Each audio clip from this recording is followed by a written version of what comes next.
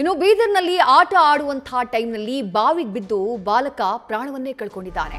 6 ವರ್ಷದ ಶೇಖ್ ಮುಸ್ತರೀನ್ ಅಕ್ಬರ್ ಅಲಿ ಮೃತಪಟ್ಟಿರುವಂತಹ ಬಾಲಕ. ಬೀದರ್ನ ಬಸವ ಕಲ್ಯಾಣದಲ್ಲಾಗಿರುವಂತಹ ಘಟನೆ ಇದು. ಆಟ ಆಡ್ತಾ ಮನೆ ಪಕ್ಕದಲ್ಲಿದ್ದಂತಹ ಬಾವಿ ಅದಕ್ಕೆ ಕಾಲ್ ಜಾರಿ ಬಿದ್ದಾನೆ ಈ ಬಾಲಕ. ಘಟನಾ ಸ್ಥಳಕ್ಕೆ ಪೊಲೀಸರು, ಅಗ್ನಿಶಾಮಕ ಸಿಬ್ಬಂದಿ ಭೇಟಿಯನ್ನ ಕೊಟ್ಟಿದ್ದಾರೆ.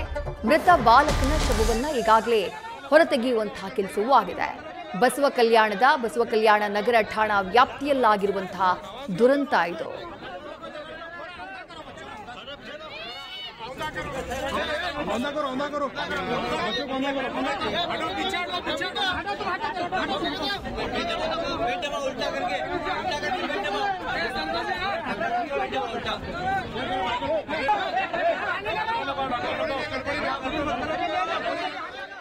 ಗಮನಿಸ್ತಾ ಇದ್ದೀರಿ ದೃಶ್ಯಗಳಲ್ಲಿ ಆ ಬಾಲಕ ಬಿದ್ದಂತಹ ಬಾವಿ ಹೇಗಿದೆ ಅಂತ ನೋಡ್ತಾ ಇದ್ದೀರಿ.